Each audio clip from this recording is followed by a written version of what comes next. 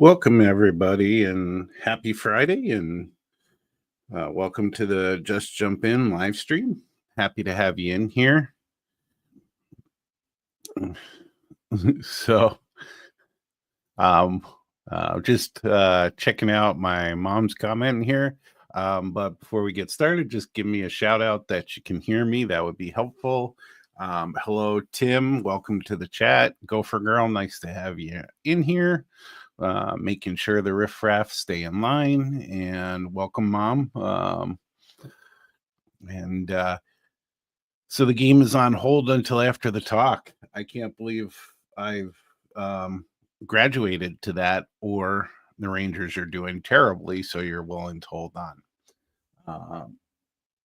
But again, welcome. If you're lurking in the background, just say hi in the chat. Would appreciate it to know you're in here. And opportunity to get some updates and share. So I did want to, like everybody else, make a comment on what's going on in the hobby, at least in the podcast world and the NMRA, and just make a quick comment, and I'll be done with it. The And this is around, if you haven't heard, the A Modeler's Life podcast has been around for many years. It's anchored by or run by two of the NMRA's members, or maybe past members. I don't know if they still are. I know one is very active in NMRA chats and events like NMRA X, and does promote the hobby and things. But anyway, so apparently over the last year or so, they've had some unkind words for the social media manager, and she recently, which was this last weekend, did a interview with them, and she came away very upset about how she was treated. And so it kind of kicked off a lot of people commenting on it. And hey, Ken, welcome. Appreciate you coming in. So the background on this is it's a group, the AML Nation is what they call it. And it's a group of people that actually generally pay to be part of the group. And they have member chats weekly. They do events where they get together, and they're a pretty tightly knit group of people. And I've got to hear some of them in on the podcast in the past, and I became part of their Facebook group. But my experience wasn't a great one with the podcast and with the group. They always ignored comments that I would make, or if I would kind of like comments and comment on other people that were part of the AML Nation, they weren't acknowledged, things like that. So I was really quickly kind of not really part of that group. I didn't pay to be part of that. And what was really interesting is two of the most powerful people now on the board of directors for the NMRA were members of the AML Nation. And at the time that they were running to be part of it, this podcast and the leaders of this podcast were very positive in promoting voting for members and giving airtime to them and other people that were running, and we're very excited about changing of the guard, some of the older generation versus some of the new generation. So it strikes me as odd that they've turned around now and have been very critical of the NMRA, and so it causes big kerfuffle. And hey, Real Artist, welcome in. Nice to have you in here. Um, and so, I just haven't listened to it. I didn't get much. What I noticed was most of who was interviewed on the podcast were members of the AML Nation, or if they weren't, they became members right afterward. So to me, it was like a for-profit business. Only if they profited off you, you could be part of the group. So I never got into that, and so I got out of the podcast. The podcasts weren't bringing me any model railroad value, and so I got. I haven't been part of it, but I'm not surprised to hear some of this going on and everything. There are plenty of podcasts out there that I like because they bring me value in model railroading. I don't have to be a member. I don't have to do any of that part of it. Just um, and my comments are welcome if I have something to say. And they're just inclusive, and so that's all I have to say about that. I just felt the need to say that because I had a different kind of experience than what the social media manager went through because of her position in the interview she had. She had different contact with them and was pretty poor contact. And I think, and just to understand the impact is they have sponsors, and those sponsors have dropped out. Two of their major sponsors, a retailer and a manufacturer, dropped out of sponsorship of them. So there is definitely a social impact there, and so that's basically all I have to say about it. I just haven't been listening to their podcasts, engaging in their groups or anything. So I've been away from it for a long time, but I thought I might start off with a little of that, and then everything else is butter after that. So what got done in the last week? Well, for one, I went to the doctor on the hip thing and basically said what everybody else said, including Gopher Girl. I'm getting old. I need to change my diet. I need to exercise. All of those great things that I don't do, I have to do if I don't want to feel as crappy as I did. So I'm gonna start doing that, and I have, and I'm feeling better. I'm got more movement, and I actually got a call early this morning, as I was getting ready for work, and I work from home most of the year. I go into the office 3, maybe 6 times a year for about a week, and got a call that that one of the other managers needed help and needed somebody to come in and cover for him.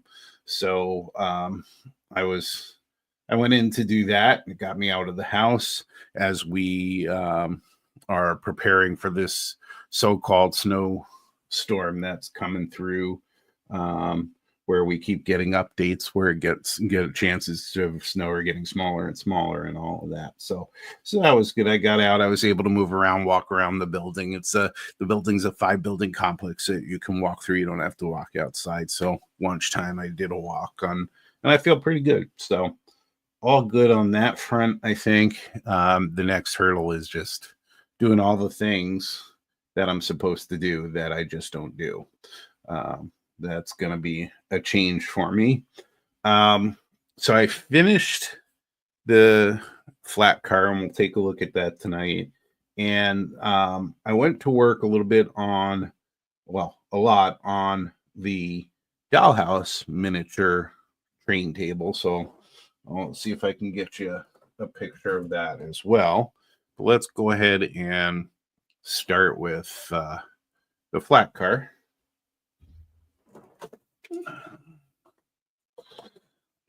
So I'm trying to keep it in the box and keep it away from me doing anything on it, because I don't want to break anything else on it and have to put that back together. I want to get this through March at least.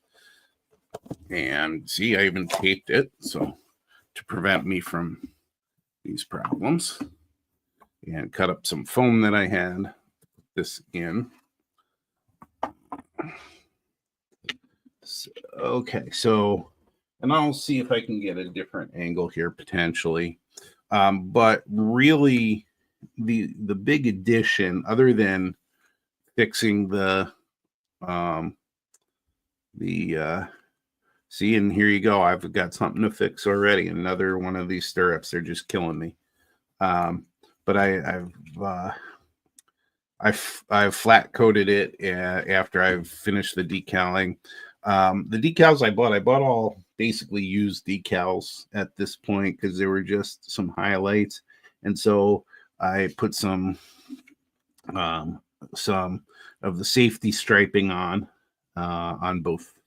both sides, and I was trying to get, and I'm not sure what you would call them, but I was trying to get onto them these they're not patches, but they're the markings that are in the markings that are in black, because if you look at the prototype, they had something similar to this, but and this is this one sheet that I got at the local hobby shop, used, and it was open and everything, and it was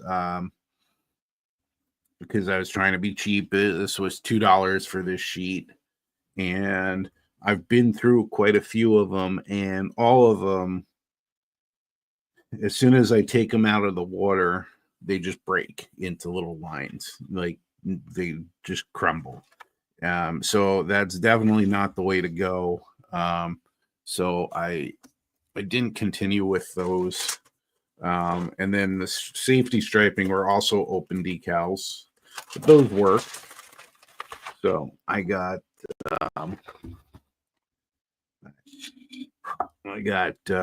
two sizes here, and use the thicker size, and that seemed to work. I did have a couple of them crumble or break on me, but I simply cut a thin strip off and then cut them down, soaked them and put them on. And for that, I use I tried Solvaset, and Solvaset I've had success with, but I've been trying to use the microscale, microsol, microset, and I've been getting better using these. And so either one works for me. I did print this out because I spilled half a bottle and ruined them, but I print this out, and this worked just fine. It's not weighted or anything. The weight of it is the bottles. And so I was just sit there and had them. I had both bottle caps open, and I worked through them, and I was very careful to not touch them too much, which is my thing, is I keep repositioning, and I ruin decals all the time that way. But I didn't do that this time. And so those decals work for me.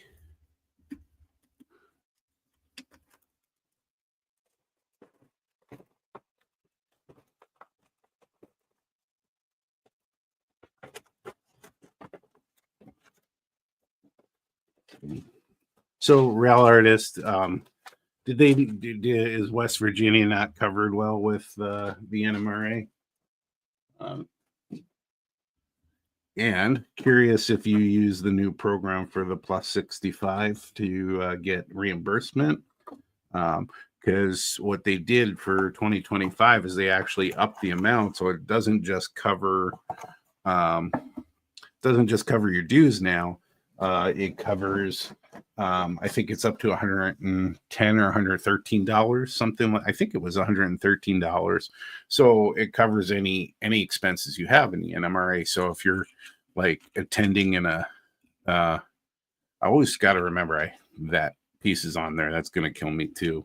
But you know, if you're attending an event or something, you should be able to get reimbursed for that as well. Or, but anyway, so that's what I did. So now I know I need to mess with one of these here, get get that back on. Yeah, I finally finished that, and I finished the paperwork. I'll show you the paperwork at least. I'll show you the papers. If that doesn't work, I'll show you online. But so this I for our evaluators, I actually printed on one side just to make it easy and not get lost on here. But outside of the main statement of qualification piece, here's all the detail that they need.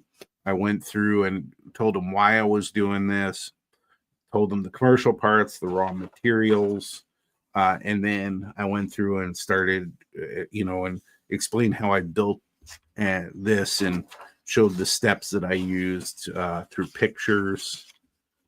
So it's a lot of pages and a lot of work. And I know it's not everybody's favorite work, the paperwork, but it's not really hard. It's just time consuming. And so, and no, that's not my model. That's the prototype I was looking at when I was looking at the paint scheme for this. So I used the clinic from the Lone Star region, but used that as a guide. So I think it took me about a total of probably 4 to 4.5 hours to get all the paperwork done. So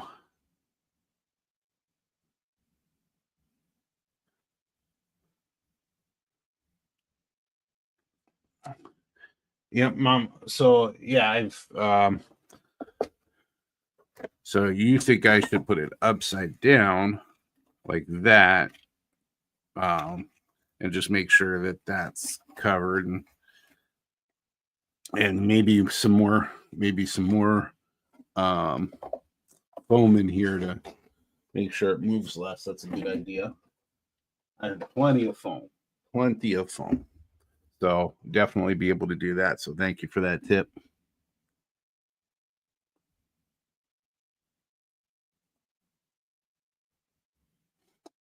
So, I have that, Tim. I didn't think of that, but I could try that. So I bought decal film to make my own decals.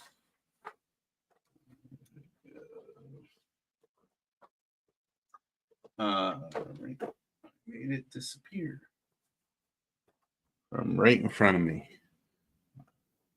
I have magic abilities.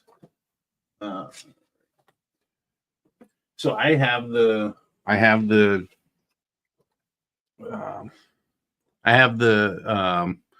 decal film because I bought decals, and you put it on the paper, then you put it on after it prints to protect it, and it actually works well. Because inkjet, if you don't let inkjet ink dry, it smears no matter what. And then if you if you have glossy paper or decal paper, it's going to smear easily. So you have to let it dry. So you have to have patience for it. But that decal film protects it as well. So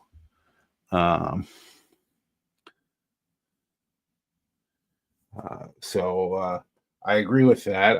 I'll have to try that. Of course, I just lost it. I have the 2 of these out, but what I did with the package, I just made it disappear. And you guys are probably like, it's right in front of you. But okay.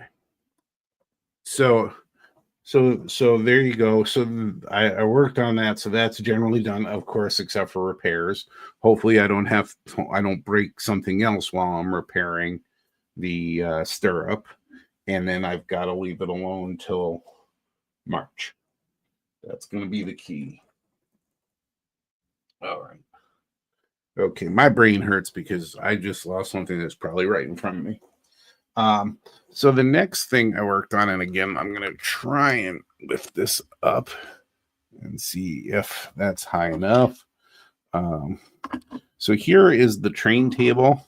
You can see I've Scenicked it, put a road in, put all kinds of different grass down, and I've kind of made a mess of the curves here. But I decided I had some, it's really big, but at this point, I think it fits here. But I still have from my N-scale days some of the Kato ballast. And so I ballasted these tracks, and I still have this area to go. Any of these blank areas are where buildings are going to go. So something like that. And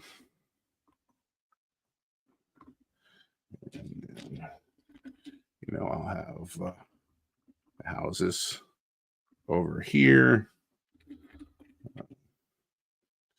The hotel over here. Now, this is really all just for the display part of it. So we're highlighting the 3D printed table. The other thing I started on here was wiring the bottom.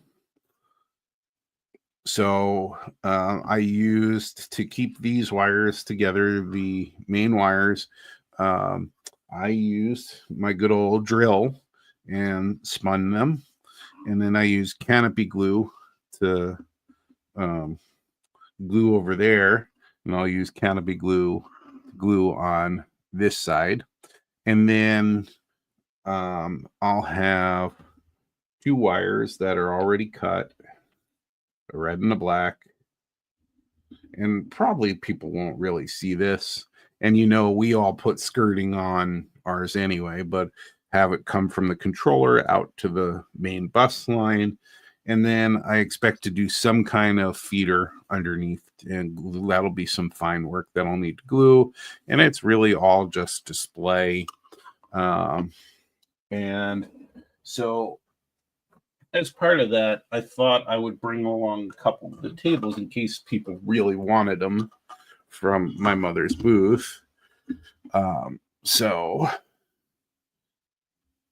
I went ahead and started printing additional ones. Now, I'm having a problem. I don't know if you remember, but I actually painted the other table. The other table I printed in black. So this one I wanted to try and print in brown. I had a brown, but I'm having trouble with it. It's a bamboo product. It's a flat brown, but it's having trouble kind of going through the extruder and feeding through.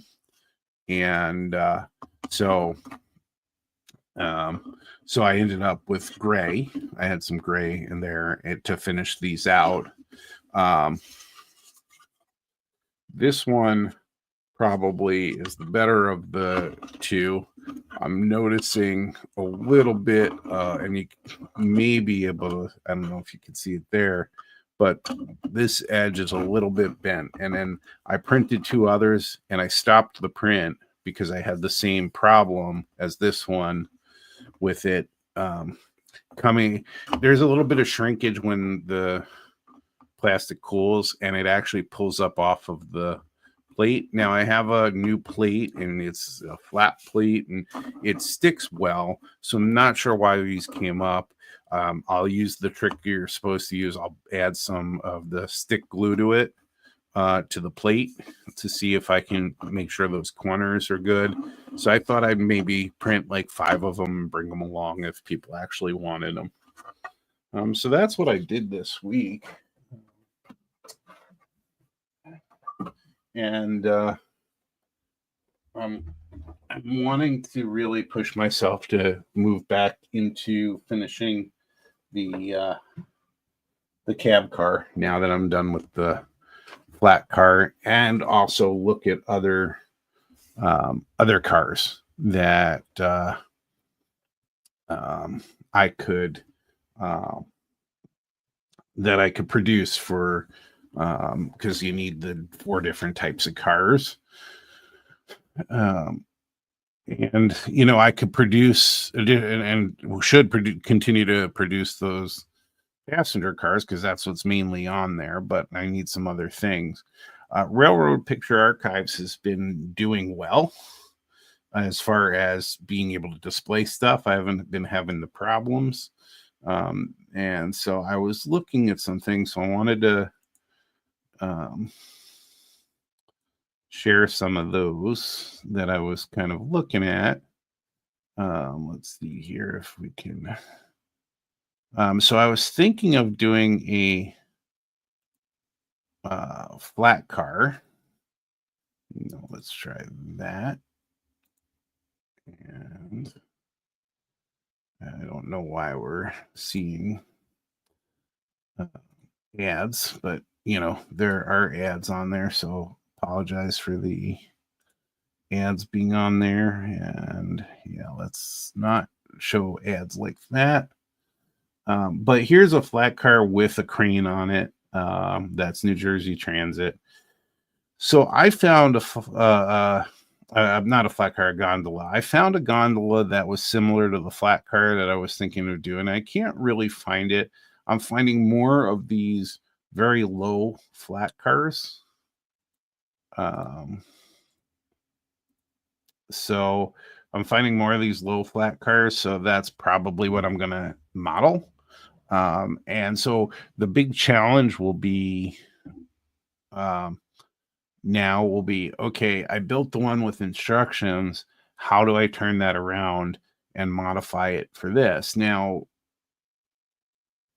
because these are long, flat, and the beams of the flat car were rounded, I'll have to come up with a way to do that and figure that out along the way. So that'll be challenging. But it's likely a gondola is probably one of the ways to go. Let's see if I got to share the different screen. So let me share the other one that I'm interested in is this one. And I thought that this one had something to do with the catenary, but this one I don't think does. It looked like it had something to do with the track. So I'll have to do some more. This was a recent picture. Well, semi-recent. It was from 2020.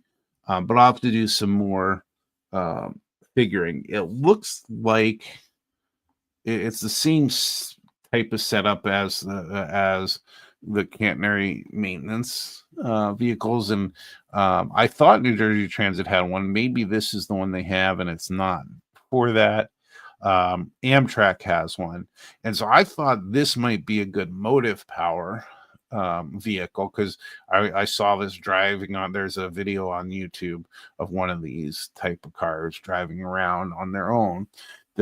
Also, this is on the front end of the Amtrak one. There's a gondola that carries wires in coils, and the flat car that I was talking about that I'm trying to find again, that had the structure above it with what looked like a generator on it. So I could make a whole train out of these different cars and easily, well, not easily, but if I achieve that, would achieve the minimums that I need of the 4 different types of cars. So those were 2 that I was definitely thinking about for next cars. Let's see here. Man.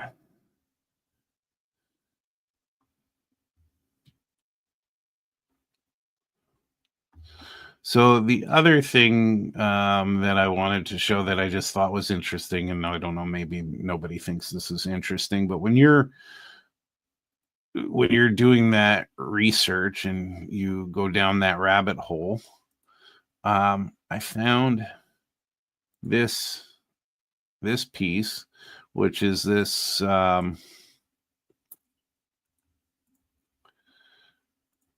Amtrak publication um, for electrified territory outline specification for electrification, transmission, and distribution. So this gives a lot of small pieces. It's small pieces, but small piece of insight as I work towards the catenary part of this the model building. And I don't expect to have working catenary, but I certainly would like it to look like it's supposed to look. So outside of just pictures, there's all kinds of information in here that could be helpful. Excuse me. So,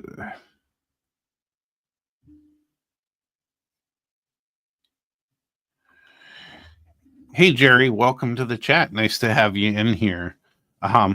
And if people in here haven't seen Boxcar Jerry's channel, he's frequently frequently filming in the New Jersey, Philadelphia area, and so I suck up a lot of his content because it's great content. He's got great video. He gets right up close and has good descriptions of what's going on, and he does shorts, he does videos and stuff. So I use him for research too.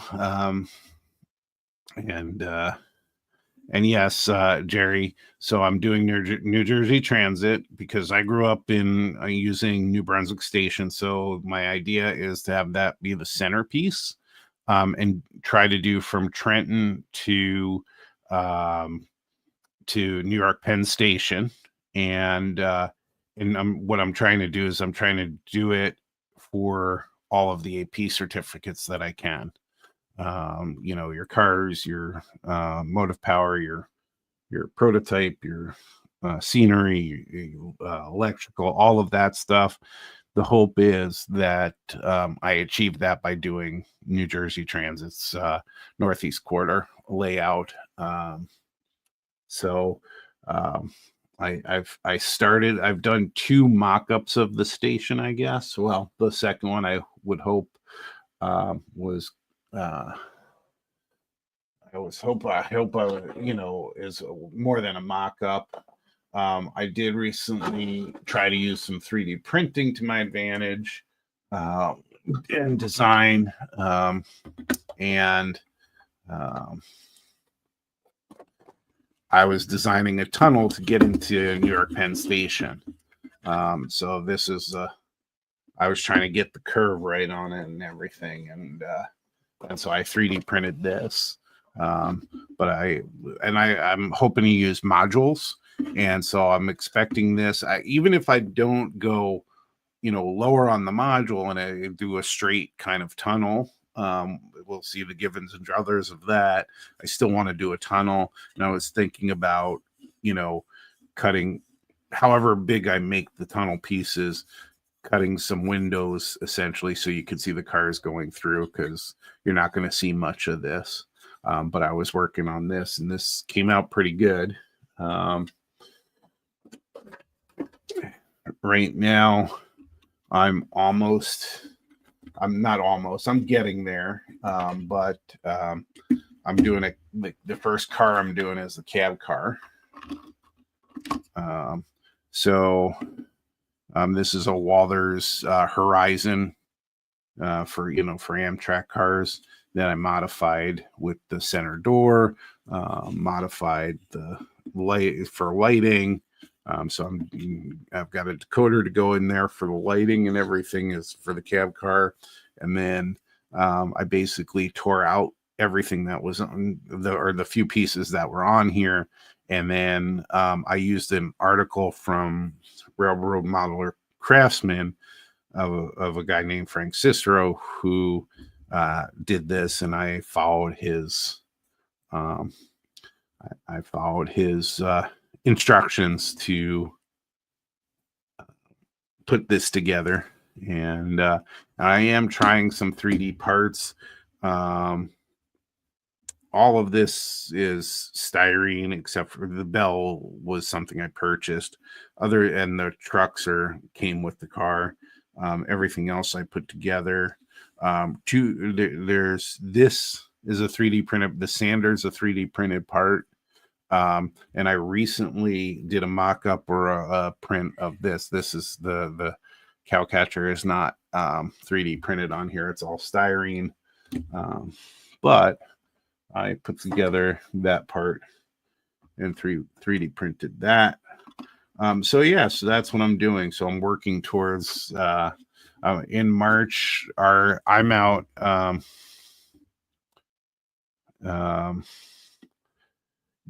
So my era, Jerry, is just before the bi-levels. So I used to frequent New Jersey Transit in the late 80s, early 90s. And so we didn't have the bi-levels, those fancy cars, as they would say today. They are nice. I've seen them. The other thing I have bought some rolling stock, but because I want to do the achievement program, it really speaks to me differently because I actually like building the cars. As frustrated as you may hear me on here, I get I like building. So I had fun and frustration doing this. The next thing is to get those unique, and they may not be unique, but for me, they were unique. I haven't seen them on other cars.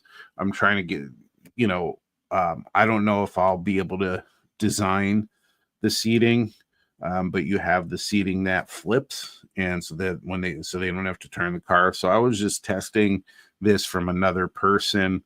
This isn't great for representing New Jersey Transit. But if I don't know how much you'll see of the seating in here, the decoder will go up high anyway, so I won't have to worry about that. I just don't know how much you'll see of it. I still think I should probably get some seating in and some people in. So I was just testing that out. So I printed that this week as well. The fit's fine. The seats just aren't what I was looking for. And I don't know if I'll find them, and we'll have to figure out how we do that. But otherwise, this is ready for the next step in here is probably the decoder. And then the last step is going to be the decals on here. I got to figure out how to do that. The long black decal across the windows. That one makes me nervous because I'll have to cut out the windows on there. And then we'll fill in the windows. But so that's what I'm doing. And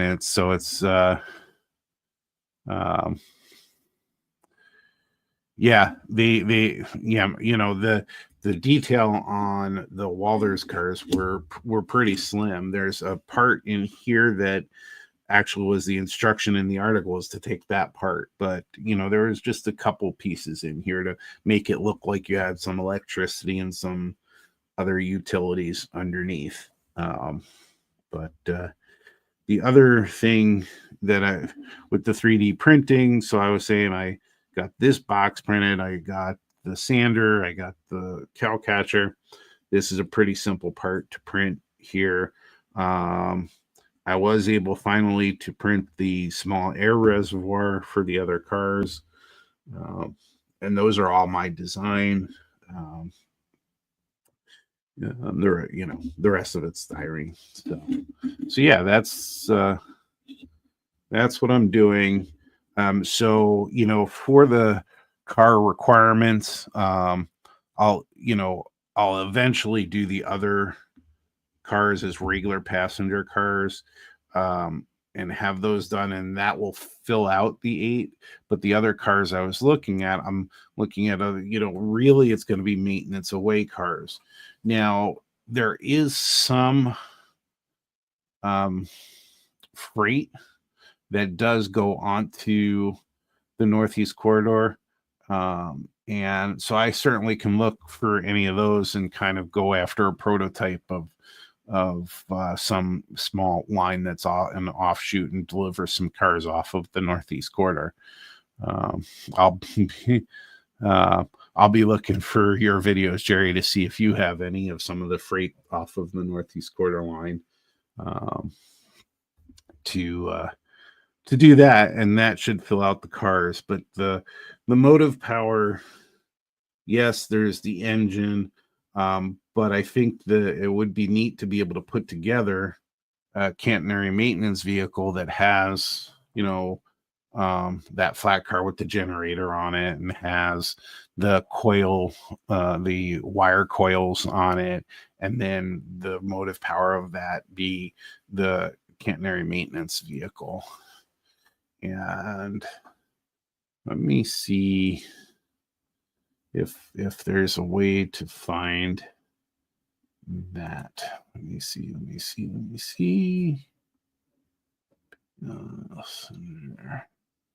I mean, and the catenary maintenance vehicle is very detailed. If I'm going to build that, there's so much detail on there.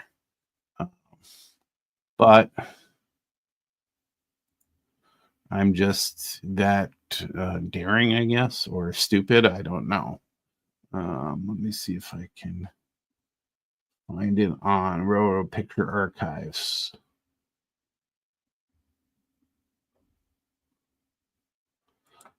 Don't remember where I saw it. And I've seen video of it, and the picture just had both. You could see all the three cars that I was talking about. Let's see if we go backwards. Catenary maintenance vehicle. Okay. Let's see if we can pull something up.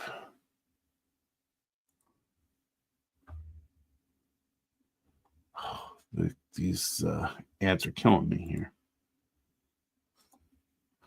But let's see if we can maybe increase this. Here's one of the Amtrak ones. Let's share that.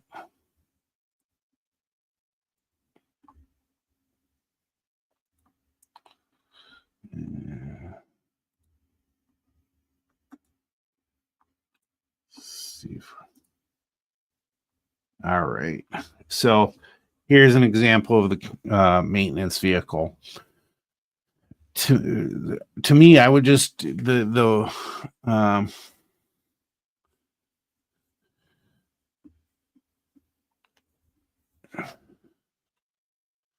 and I've seen other Norfolk Southern pop up too, Jerry. And you're right, it might be south of there, and so it might serve some clients, like you said, south of Philly. I don't know, and if freight runs on there, then I guess we could say, I could add some freight to it. But I would certainly like to, everybody does freight. So I would like to certainly highlight some of the passenger stuff. So here you have catenary maintenance vehicle, and a lot of that stuff is just super detailed. And let's see if I can make it any bigger there. Let's see if that works.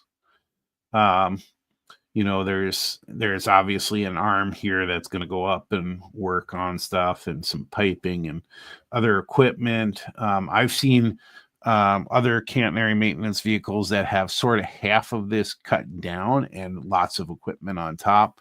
But from a motive power thing, first of all, this is I think to start with would be a simple box with modified front ends, and then I could get in close to some of these pictures and see if I can get anything to look prototypical to it underneath.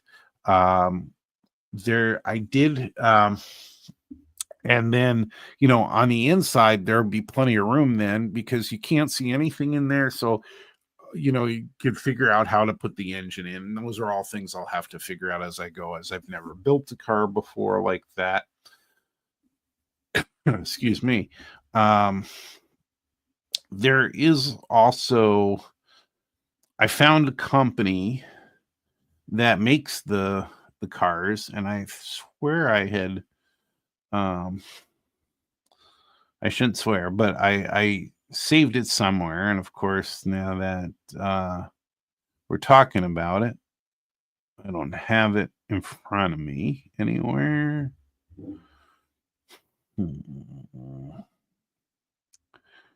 But there is a manufacturer of these cars, and I was able to see some breakdowns of it, which were really nice. And I don't know where I saved it to, because it could have been on my phone that I saved it on as a link. But it will help greatly in building the car. Regardless of if I could figure out the scale or anything, just the makeup of the car would be super helpful. So let me see if I have it on.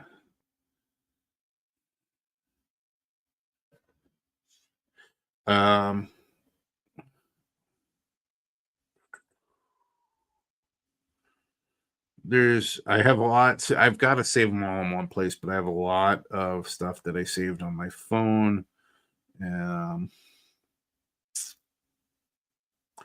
Including, see, I'm going to go off on tangents as we talk, including I found all the graphic standards for New Jersey Transit, so that'll be helpful.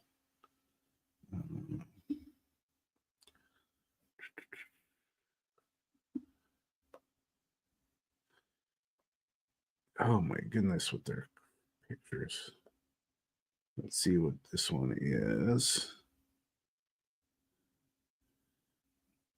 1002. So yeah, I found a website that actually is going to give me some layout of this and make it a lot easier. Let's see here.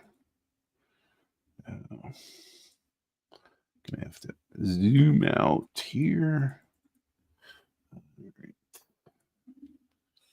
Yeah, we're gonna go to New Jersey Transit here in a second.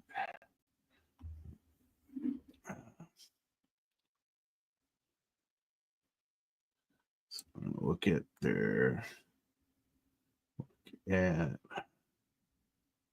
locomotives.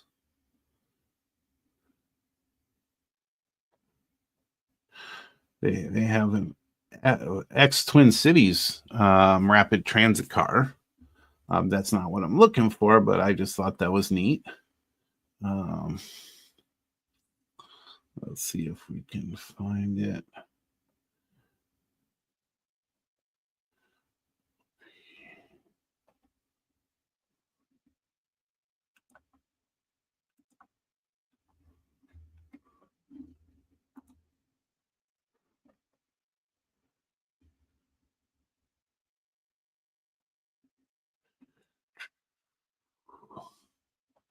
Of course, now that I know which car, I'm not going to find it.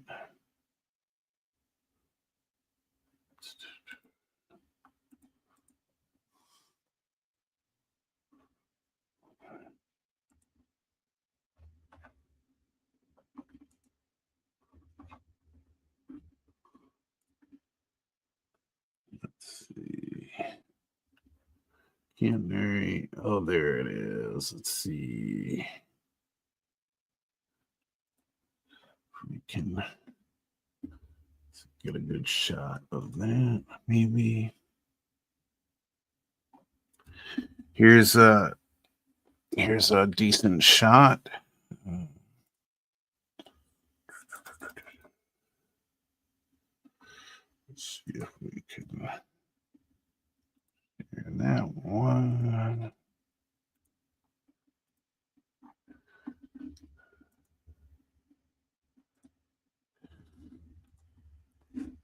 All right. So here is one.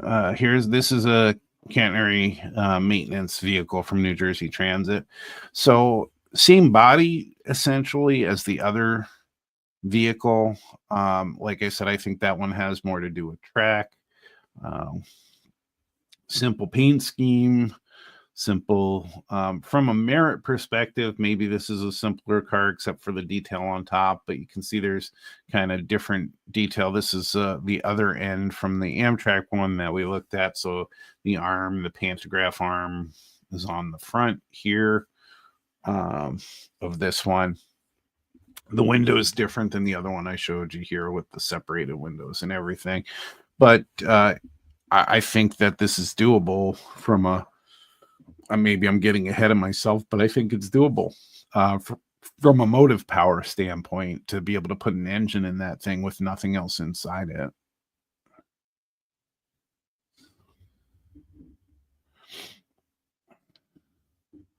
So, so yeah, I mean, um, I'm kind of excited to move on from the flat car.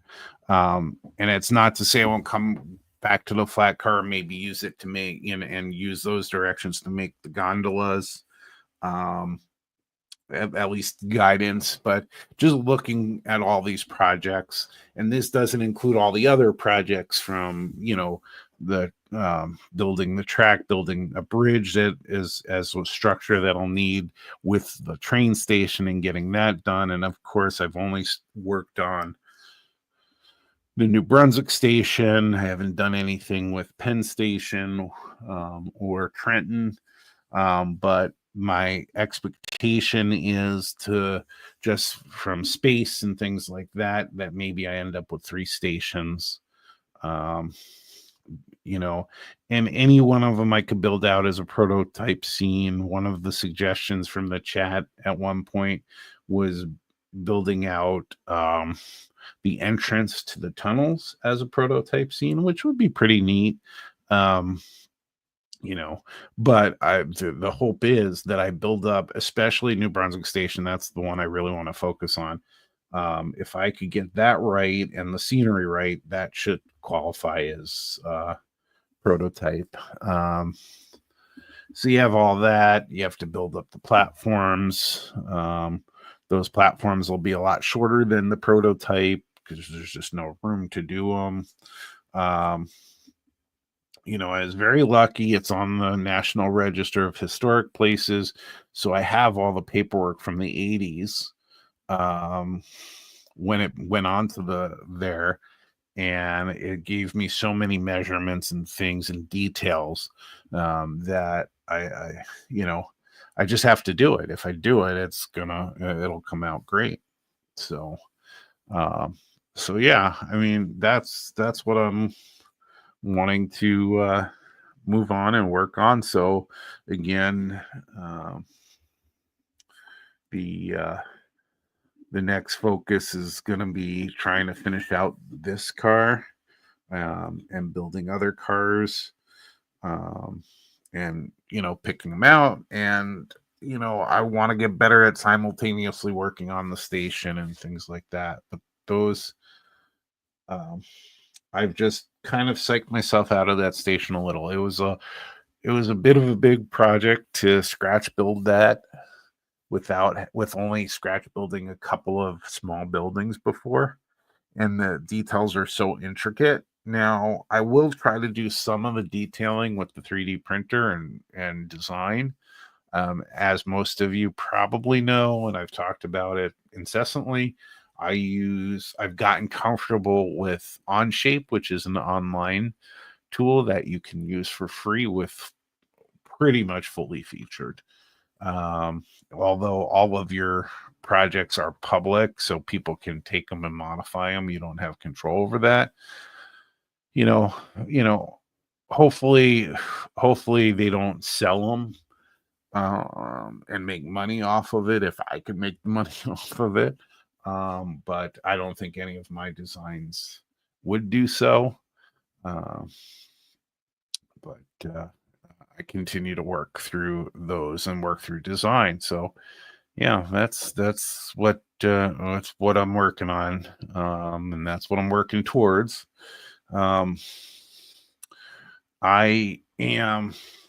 I got when I started when the pandemic hit. I had actually that's when I had started with the NMRA, and I went to I think it was my first meeting, and I was just sitting there, and there were nominations for board member positions, and one of them was a director at large, and I got nominated by, I'm guessing it was our very own Ken Zeska, who was in the chat earlier, and somebody seconded it, and before you knew it, I didn't even have a chance to say no, thank you, and so it'll be 6 years that I've been in the position. I've been reelected twice, and been in the position for 6 years in May, and I'll have to give it up. I can't do that position anymore in the division.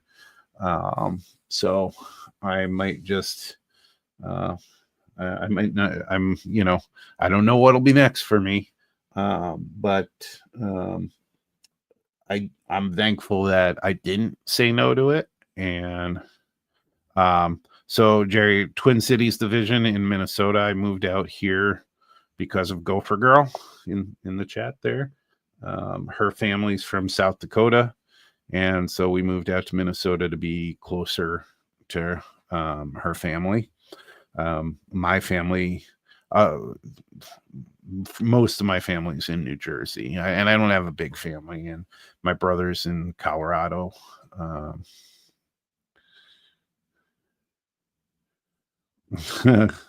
Funny, Ken. Funny. I didn't say no. I came home from that meeting, and I told him, I told Gopher Girl about it. And I said I didn't say no. And to be honest, I've enjoyed it, and and even if I'm not in a position, I hope to be able to contribute. I've actually mentioned to Damien that I want to get to know the system for our website better, and be able to help him, because I don't think he should have to stress out over it all the time, and I think he could use the help. And so I let him know that, and I haven't gotten together with him on it, but I still want to contribute. But what I was getting at as part of that was one of the certificates that you can get is for volunteer, and in those 6 years, I'm halfway there. With the stuff I worked on, I did a couple of events. They weren't very successful, but I volunteered to coordinate them and put hours in. So, I do get credit towards that, and hope that I can contribute in other ways. I certainly love our one of my favorite things, because all I want to do is learn techniques of building and of modeling. So one of my favorite events is the skills days that we have, and I know we're going to start increasing them to twice a year at least now. And I remember even the first skills day I went to, we sat there and it was collaborative, and I was helping other people out, and I actually knew something, and that was really amazing to me, and people were listening to me. So that's really amazing to me, but it was in an environment that I'm more comfortable with. You don't see, I think I've been on film in my videos once or twice. You don't see me on here. You see my hands sometimes. I get stage fright, regardless if I, know the subject or not.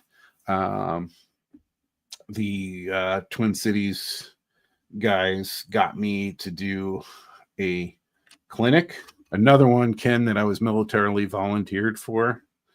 All of a sudden, I saw my name in print that I was doing a clinic, and again, I didn't say no. I went for it, but boy, I sweated that, and boy, was I nervous through that whole thing.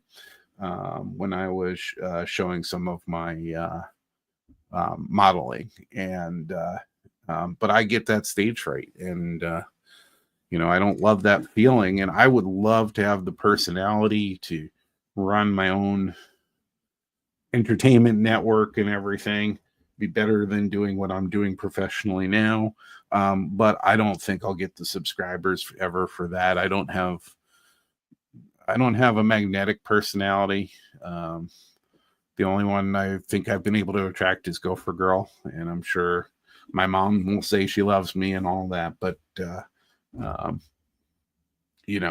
I just, whether it's rational or not, I sweat up a storm and get bumbly in my words and everything. So it's something I'm trying to overcome, because I know I can contribute, and I love those skills days because it's a collaborative effort. We're all in a group and a table, and I can kind of sort of listen and see what people need, and I feel more compelled to help people that way, kind of like a mentor type of thing versus standing up and doing a presentation.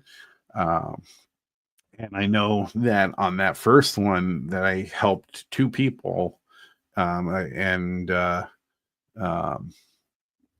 that was a really good feeling. So I'll continue to be at those skills days. I'll continue to help people when they need help, if they have questions.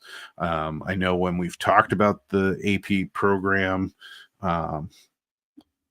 I've talked to people about that and helped out people with that, because I'm passionate about improving my modeling. And one of the difficulties for me too is, what I've actually found is I'm kind of a lone modeler. I kind of want help, but I kind of don't want help. And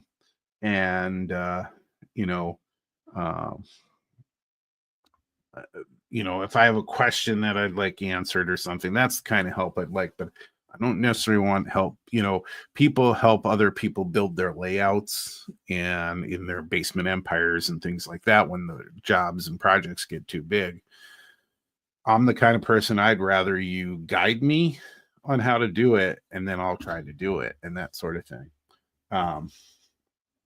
That may change over time, as one of those things. I've already reached out for help with building modules for this, the woodwork and stuff. I've built some, but I'm not exacting with the measurements and everything. So I'd rather have somebody be able to do that, so I could showcase my modeling with the bench work already done. So yeah. So again, that's where I'm at. I'm hoping that I'll have some more work done. This Snownomi that we're supposed to get this weekend, that seems to be dwindling and dwindling and dwindling, will have me motivated to get some work done on figuring out how I'm going to wire in. All of the lights are wired and in place here. I just need to figure out the length of stuff and length of the wires. My wiring has always been messy. I've never had a problem with wiring stuff. I've just been very messy with the wiring. They've been all over the place, and I want to make this as compact as possible. And so I'll have to, fit the decoder in. And so the decoder I'm using is the Loke Sound version 5, but it's the FX one, and that just means there's no motor control in it, but it has all the other light functionality and sound functionality. It comes with a Sugar Cube speaker and compartment for it. So I expect to put it somewhere in the middle, up high on here, and then that way I can do seating if I do the seating, I can, then you can have the seating, and the hope is that you don't see the decoder. Having the door in the middle, I might have the decoder off to one side, but I have to make sure that there's enough wiring to do that. If I do it off to one side and maybe the speaker on one side and the decoder on the other. There's a decoder buddy I bought with it to make sure I have all the, I can have all of the wiring function, all the lighting functions. There's marker lights on the back of this, marker lights on the front, headlights, and then these are already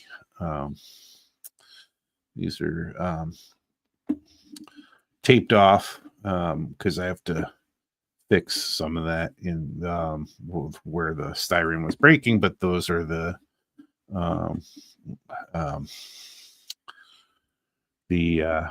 wow, lost my thought there, but those are the other lights that I have on there. And those, the pieces on the back here, I don't know how well you can see them.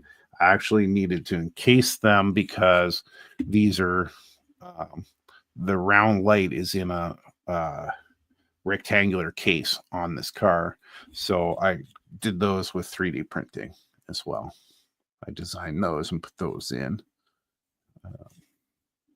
So anyway, so that's where I am. So this is the next one to tackle, and then the finishing this up for, there's an international show in Chicago, and that's where I meet up with my mom and my aunt who do the show and have the booth where this will be displayed. So I have to get that done for April, and the cars for March. So we'll keep working through those things. And then we have, the Twin Cities. If you're up in the Twin Cities area, we have events going on. Check out tcdnmra.org for our events. We have some meetings coming up. I think our next one is next week, is an online meeting. And then I think we go back to a couple of in-person meetings, and then we have events going on in March, April, May.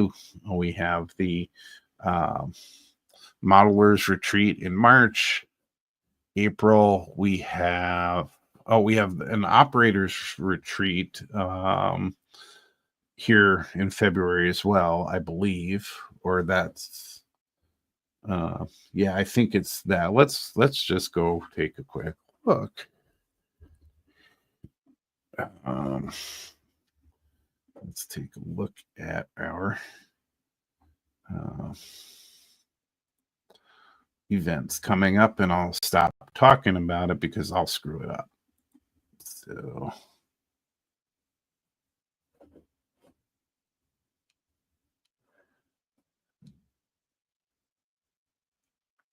So Ken, what are you working on while you're listening? So let's take a look at the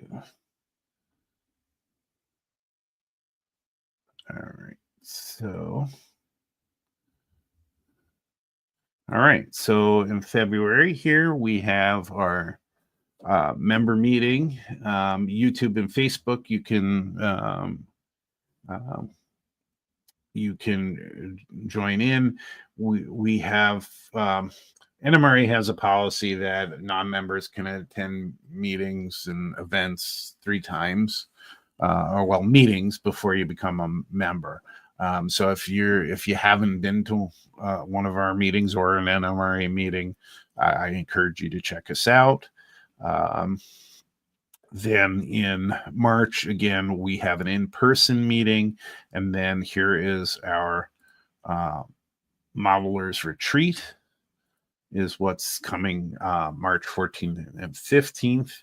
And that is it's a different style of RPM, or Railroad Prototype meet, where we have clinics going on. And in the past, we've had 2 clinics going on at once. And, we probably had 8 clinics throughout the day. And then we have a large room where everybody gets together and shows their models. And I did that for the first time last time around, and that was fantastic. I got to really talk to people. I think I went to a clinic and a half, and I think the rest of the time I was in that room talking to people all throughout the day. Uh, April, we have another members meeting. And then, so April is the layout tours that we have. And so coming up Saturday, February 22nd is the operators retreat. The operators retreat is to introduce people to operations, get them more involved in it. And it doesn't preclude other more experienced operators, but it's a little bit more relaxed than some of the other operators weekends and things that are out there, where it's really about just we don't care if you finish your job, you just go out and you learn what operations is all about. I finally got myself to do that. While I'm not into operations as much right now, I still had a great time. Operated on 2 layouts. Made a fool of myself on one of the layouts. I stopped completely, like halfway through my journey, because it was 2 levels. I stopped at the spot that I thought was where I was supposed to stop, and called into the dispatcher and said I'm there, and they're making all kinds of plans and trying to move traffic around. And then one of the other operators told me, you ain't there yet. So I had to go through that. But you learn, and it was a good time. Definitely like that. Then in May is our convention in Wilmer, which I will be attending because I saved the money to do that. And our annual meeting, where I will have to step aside as director at large and let somebody else do it. I don't know that I'll have a model for that, so we're bringing covered hoppers for that. Because the other ones I'm working on, I'm not sure I'll be able to do that, but that's okay. And then we kind of end the season as far as model railroading activities during the summer, because we have a lot of Minnesota. Most people like to be outside during the summer because they don't like to be outside during any other part of the year. So we do some picnics, and we don't do a member meeting. We just enjoy the summer, and it's not all about model railroading at that point. But that's our calendar. So if you have the opportunity to join us, get in touch with any one of us, and we'll make it happen. So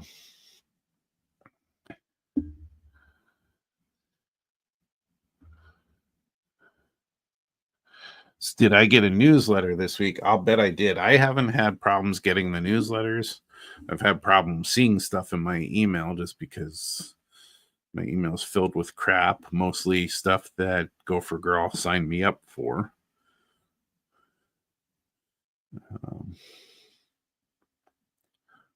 But it will help if I open the right email, not my work email, because sure don't want to look at work stuff.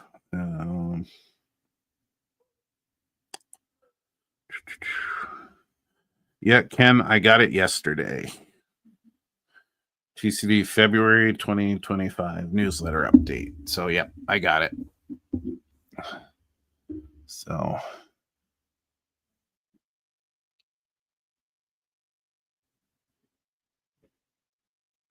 yeah, but right, Ken, it does follow the general structure of the other meets, but as as we've talked about, we don't have vendors there, or we haven't in the past.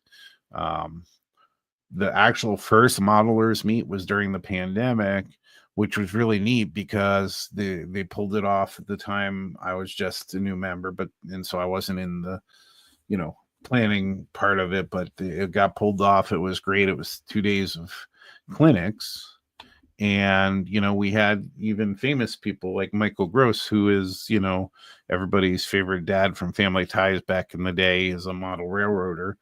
He showed up. And so that was really neat too. So yeah, so generally the structure is the same, but there's just some differences, small differences to it. So um, anyway, I still recommend it to anybody to come check it out. The modelers are great. Learned a lot. Got to talk to a lot of people, and saw their modeling, and it just inspired me. Just absolutely inspired me to want to model some more. So yeah. So let me just say, um, I appreciate everybody coming in. I put that up, and you see me. That's my motto: is just jump in and just try it. And that was what got me to the point where I started modeling. I had read about it. I'd gone to the hobby shops a bunch of times, and just didn't do anything with it. And I actually got frustrated. And so finally I cut open a bag of scenery and just dumped it on, glued it down, and whatever came out, came out. But that, just jumping in like that, just got me started. And so I would recommend that to anybody else who's checking model railroading out or anything that you do. I would say just jump in, and everybody have a fantastic rest of your weekend. And I hope you don't get snowed in wherever you are, because this snowstorm, although it seems to be getting less and less where I live, seems like it's going to be covering a lot of the country this weekend. So good luck to everybody. Be safe, be nice to everybody, and just jump in and have a great weekend, everybody.